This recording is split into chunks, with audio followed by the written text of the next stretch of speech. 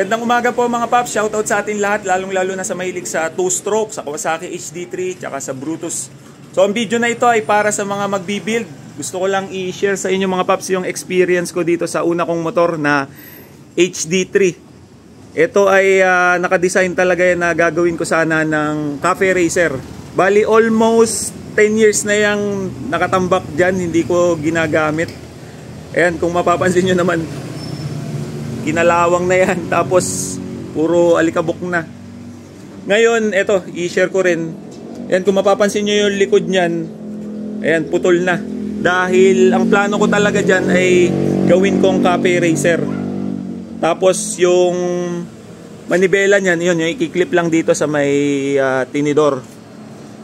Yun ang plano ko dyan. Tapos yung gulong niya ay gagawin kong mataba dahil ganun yung mga nakikita ko na cafe racer.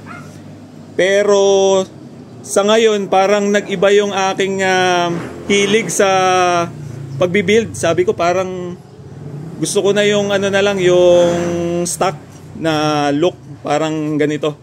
Kaya minentain ko rin to si Brutus ko ng stock. Dahil unang-una sabi ko parang sa una lang maganda yung ganun, yung cafe racer. Tapos pagtagal sabi ko baka kukunti na lang yung magkagusto sa ganong motor, tsaka hindi na siya pumatok. Kaya sabi ko ibalik ko na lang muna sa stock. Eh ang problema, yan nga, putol na. Kaya sabi ko, ano ba yan, mahirap nang ibalik yan sa stock kasi yan nga, naputol na yung dito sa likod. At marami pang gagawin dyan bago natin maibalik sa stock.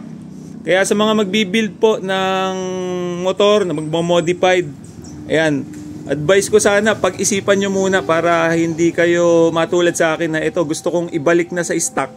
Kaso wala na, hindi na natin may babalik kasi nga ito, putol na siya. Kaya ngayon, pinag-iisipan ko kung anong build na yung gagawin ko dito dahil medyo malabo ko na mabalik to sa stock eh. Ayan, marami na siyang mga kulang. Kaya sa mga bibuild pops ng motor, pag-isipan nyo muna para hindi kayo magsisi sa huli. Dahil kung ano yung gusto nyo talagang i-build, yun, pagka build nyo, gawin nyo na agad. Kasi mahirap talaga pagka pagka bibuild nyo tapos hindi nyo na pala gusto sa huli. Ayan. At isa pang nagustuhan ko kasi sa stock, pag binalik mo, habang tumatagal kasi yung stock, talagang ano siya, tumataas yung value. Tapos na-appreciate ng mga tao, hindi kasi siya yung ngayon lang uso, parang ganun. Tapos pagdating ng araw, hindi na. Kumbaga, nalalaos na yung ganong setup. Eh, ang stock, kahit kailan hindi nawawala sa uso yung pagkaka-build ng ganyang motor kasi yan nga, ganyan yung nilabas sa kasa. Kaya sa mga magbibuild pops, ayan, advice ko lang, pag-isipan nyo ulit para hindi kayo matulad sa akin. Kaya maraming salamat sa lahat na sumusubaybay, sumusuporta sa 2-stroke, lalong-lalo na sa Brutus tsaka sa HD3. Kaya ingat po sa atin lahat and God bless. Thank you.